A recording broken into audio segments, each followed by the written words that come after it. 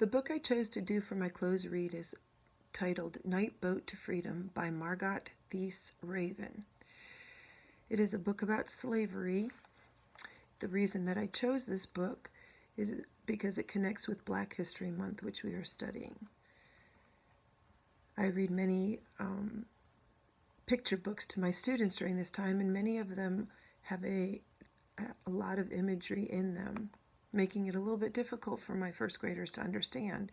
So I thought that this would be a very good close read to be able to do with my students to help them understand a little bit more of what the author is talking about. I'm going to be reading it as a literary critic, and I will be reading just a few of the pages. The first page I'll be reading looks like this. Goes along with this picture also. One night by Pinewood Light, Granny Judith told me the story of the strangers who came to her village and laid down a red flannel cloth in front of her. It was so pretty she grabbed for it, but they tricked her on and on with bigger pieces till they got her across a river and onto a ship. The first figurative language that we see there is Pinewood Light. Since I have the prior knowledge of that period of time, I know that they didn't have electricity, so the Pinewood Light is referring to wood that is in a fireplace, and that's how they would read or do sewing or any kind of work at night. It also cooked their meals and kept them warm. Lord child, Granny Judith cried, when that ship sailed away, I wept to go home. But the ship sailed on across the ocean, and the pretty color of red turned the sad color of slavery for me. So it's talking here about the color red being a very happy color originally for Granny Judith, and that's why she was following it, because she wanted the beautiful red material. But it ended up leading her to a slave ship, which took her away from her home that she was used to. And so that red color turned into the sad color of slavery. The next page I'll be reading is this one.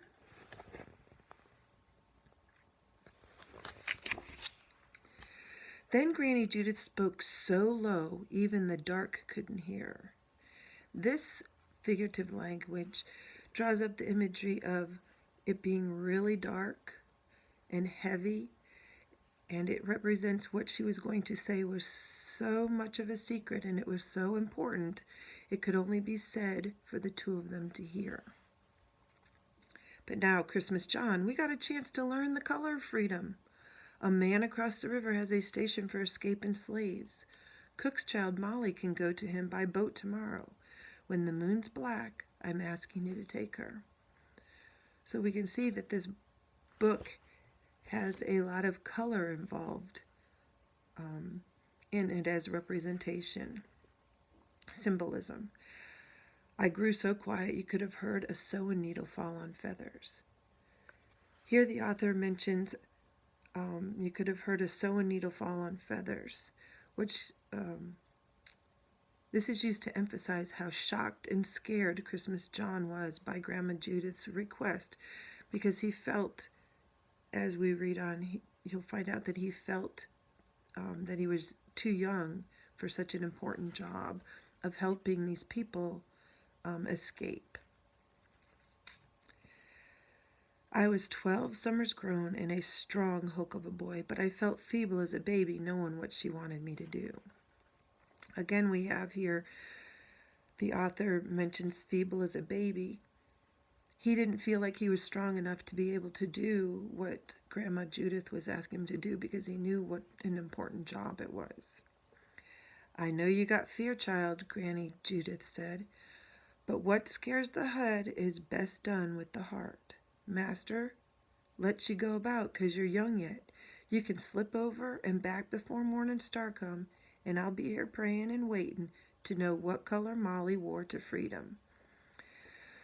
So here again we have Grandma Judith referring to the color of what she wants to represent as freedom. What colors represent freedom? Since she sees red as slavery, she wants to see what other people who are wearing, what other colors people are wearing when Christmas John helps them get across the river.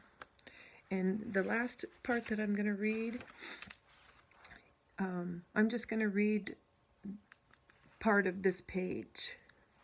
I'll show you what it looks like.